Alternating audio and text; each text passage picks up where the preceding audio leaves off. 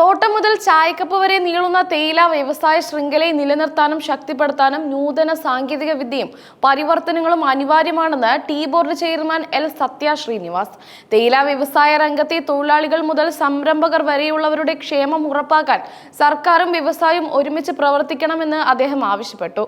United planters association of south India സംഘടിപ്പിച്ച രാജ്യാന്തര തേയില കൺവെൻഷൻ ഉദ്ഘാടനം ചെയ്യുകയായിരുന്നു അദ്ദേഹം.